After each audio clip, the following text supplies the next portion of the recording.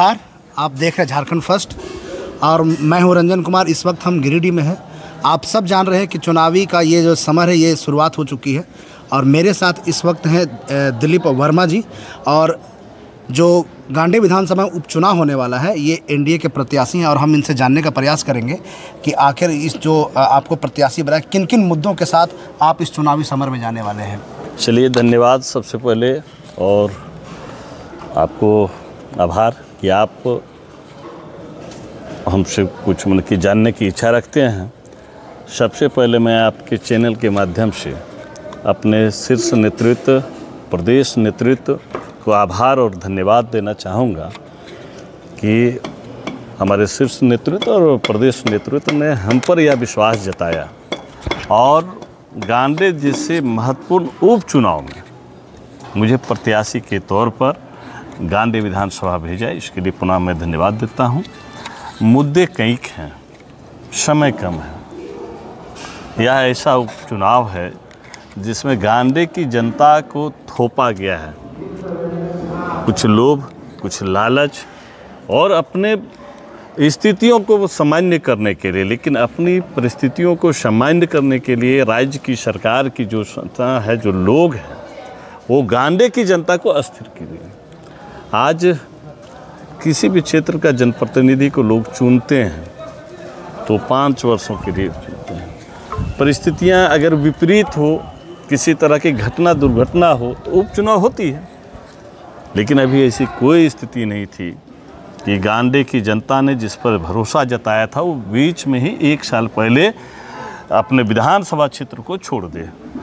यह लोग अपने लोभ लालच में करते हैं। अभी जो कम समय है, जैसा कि आप सभी जानते हैं कि जब जनप्रतिनिधि चुने जाएंगे तो उनके लिए समय मात्र 3 महीना 4 महीना बचेगा जो वो कार्य कर सकते हैं। बहुत कम समय है, बहुत कम समय है। लेकिन मैं आपके माध्यम से हम क्षेत्र की जनता को यह विश्वास दिलाते हैं कि हम महीना नहीं गिन रहे हैं, हम दिन नहीं गिन रहे हैं, हम घंटा जोड़ रहे हैं कि प्रत्येक घंटा में गांडेय के क्षेत्र के लिए जो मैं अपना योगदान दे पाऊंगा, इस पर मैं कैलकुलेशन कर रहा हूं। अगर गांडेय की जनता ने हम पर भरोसा जताया तो मैं आपके चैनल के माध्यम से क्षेत्र की जनता को मैं आश्वस्त करता हूं कि दिलीप वर्मा आपके साथ घंटा में रहेगा, दिन और महीना में नहीं रहेगा। और रह गया समस्या किन मुद्दा पे, सबसे बड़ा मुद्दा है आज सब आप सभी देख रहे हैं, जब से राज्य में हेमंत सोरेन जी के नेतृत्व में सरकार बनी थी उस समय से पूरा झारखंड बेहाल है। भ्रष्टाचार चरम सीमा को लांघ गया है, चरम सीमा पर है नहीं, लांघ गया है। पहला बार अपने प्रदेश में ऐसा स्थिति उत्पन्न हुआ है कि मुख्यमंत्री रहते हुए जेल की हवा खाने पड़ी। हम हमेशा बोलते हैं कि वो व्यक्ति, वो मुख्यमंत्री अगर झारखंड की जनता की भलाई के लिए जेल जाता तो अलग परिस्थिति है। आप भ्रष्टाचार करके ज़मीन घोटाला, माइंस घोटाला, आपके सभी मंत्रियों पर तरह तरह के एलिगेशन लग रहे हैं, तो आप किस उम्मीद से आप नहीं रहते। रह गया विषय युवाओं की बात अगर हम करें तो इस सरकार ने प्रदेश के युवाओं को, नौजवानों को एक भरोसा दिलाया था कि मैं जब सत्ता में आऊँगा, जब तक आपको रोजगार नहीं दूंगा तो आपको भत्ता दूंगा। आपको उसकी भी क्राइटेरिया आपने तय किया था कि 2500, 5000, 7000 इस तरह करके तय किया था, लेकिन आपने दिया क्या?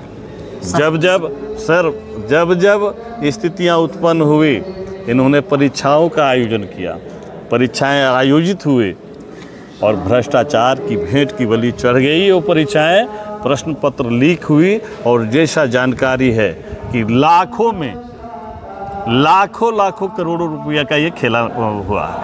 ऐसे परिस्थितियों में इन सब परिस्थिति के साथ झारखंड के साथ भी आपके गांडेय के साथ भी, झारखंड के साथ गांडेय के साथ भी मुद्दा जुड़ा हुआ है। अब हम कहते हैं कि भाई इतने कम समय में मैं क्या कर सकता हूँ। हमारा जो गांडेय विधानसभा है, कृषि प्रधान हमारा विधानसभा है। आज गांडेय विधानसभा में यह देखा गया है, आज हरी सब्जी गांडेय विधानसभा के किसानों के कंधों पर है।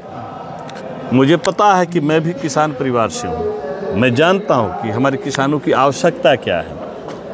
किसान अपने मेहनत से उत्तम बीज खरीद सकते हैं, उत्तम क्वालिटी के खाद उपयोग कर सकते हैं, लेकिन जो मूलभूत सुविधा है हमारे झारखंड को सबसे बड़ी आवश्यकता है अपने खेतों तक पानी पहुंचाना पहला लक्ष्य होगा। सरकार तो ये दावा कर रही है जी कि हम झारखंडी हित का बात कर रहे हैं, चाहे वो 1932 का मामला हो, ओबीसी का मामला हो, हम लगातार इस पर हम प्रखरता के साथ जो मुद्दे हैं उसको सॉर्ट आउट कर रहे हैं, उसका जो है समय उसके साथ हम कैबिनेट में ला रहे हैं। लेकिन भाजपा जो है जिसके आप प्रत्याशी बने एनडीए, वो सरकार को भी स्थिर करने पर लगी है और इसी का ये परिणाम कि फिर ये चुनाव होने वाला है। अभी आपके सामने जो उम्मीदवार जो होने वाली है अभी फाइनल नहीं हुआ, लेकिन ये उम्मीद जताया जा रही है कल्पना सोरेन यहाँ से चुनाव लड़ेंगे, क्या लगता है? पहला बात तो है कि जो झारखंड की मुद्दों की बात आप कर रहे हैं, हाँ, झारखंडियत की जो बात, झारखंडियत की बात कर रहे हैं, इनके पास सारे संसाधन थे। ये चाहते तो 1932 का खतियान कह तो रहे हैं कि हम कैबिनेट में तो हम ले आए हैं। एक बात बताइए, भारतीय जनता पार्टी के किस नेता ने, किस विधायक ने, किसने इनका विरोध किया, ये हमको बताइए। भारतीय जनता पार्टी इसमें तो आपके साथ है। उन्होंने कहा कि आप अध्यादेश लाइए, आप लाइए, इसको लागू कीजिए। वो कह रहे हैं कि भारतीय जनता पार्टी के राज्यपाल हैं। यार वो वापस कर जो संवैधानिक संस्थानों पर जो सवाल उठाते हैं, आज ये बोलते हैं कि भारतीय जनता पार्टी, कुछ लोग आरोप लगाते हैं कि भारतीय जनता पार्टी ने मुख्यमंत्री को जेल में डाल दिया। मैं पूछना चाहता हूँ आपसे और आपके माध्यम से जनता से पूछना चाहता हूँ, आपने देखा है जब पीवी नरसिम्हा राव की सरकार थी, उसकी सरकार को बचाने के लिए उसमें झारखंड भी हमको मिल सकता था 92 के लगभग में, उन्होंने क्या किया, पैसे लेकर के उस झारखंड को बचाने का काम किया। और उसी मामले में एक मैं जवाब दे रहा हूँ, और उसी मसले पे उसी कांग्रेस ने उसे कहाँ भेज दिया, शिबू सोरेन देशोम गुरु को जेल जाना पड़ा। ये संवैधानिक संस्था है, ये व्यक्ति कोई नहीं रोका। ये तो हम कह ही चुके हैं। मेरा ये कहना है कि जब ये लोग संवैधानिक संस्थाओं पर सवाल उठाने लगे तो समझिए कि इनको काम करने की इच्छा नहीं है। आज अगर कोई व्यक्ति जेल में है तो उसके प्रमाण के साथ है, उनके पास सारे मैंने की चार्जेज हैं, चार्जशीट दाखिल हो रहा है। अभी आप इलेक्शन कैंपेन में लगे हुए हैं जी, कैसा लग रहा है? लोगों का क्या समर्थन, क्या? देखिए, गांधी की जनता बदलाव के मूड में है। क्योंकि ऐसा हम भी आपके विधानसभा क्षेत्र में गए थे, लगातार कहीं ना कहीं जो है वो कहीं ना कहीं त्रस्त थे जो अभी जो वहाँ विधायक थे उनके कार्यशैली को लेकर, और ऐसे में आप जा रहे हैं, कैसा लग रहा है कि लोगों का प्यार कैसा? एक भारतीय जनता पार्टी के पक्ष में एक बेहतरीन माहौल है और जिस तरह जनता का रुझान, कार्यकर्ताओं का जोश ये दिख रहा है, मुझे आशा है कि अभी तक का जो मैंने गांधी विधानसभा के जितने चुनाव के परिणाम आए हैं और जो जीत का अंतर है, भारतीय जनता पार्टी उस रिकॉर्ड को तोड़ेगी। ये वहाँ की जनता का, मुझे लगता है जनता के बीच जाएंगे तो ये आपको दिखेगा कि इस बार वो भी रिकॉर्ड टूटना है। मतलब जीतना, जीत का मार्जिन का रिकॉर्ड बनेगा भारतीय जनता पार्टी के पक्ष में। कॉन्फिडेंस है, क्योंकि ये कॉन्फिडेंस तब आता है कि जब अपना जो नेता है वो कार्यकर्ताओं के बीच जाते हैं, लोगों से अपील करते हैं कि आप मुझे वोट करें, और ये कॉन्फिडेंस तभी आता है। और ये भी दिलीप वर्मा जी कह रहे थे कि जीत नहीं, मार्जिन के साथ जीतेंगे। आप बने रहे झारखंड फर्स्ट के साथ, फिर मिलूंगा मैं इनके साथ, इलेक्शन कैंपेन में भी चलेंगे, सारी खबरों के साथ आपको अपडेट रखेंगे। जोहार, धन्यवाद। धन्यवाद। बहुत शानदार इंटरव्यू।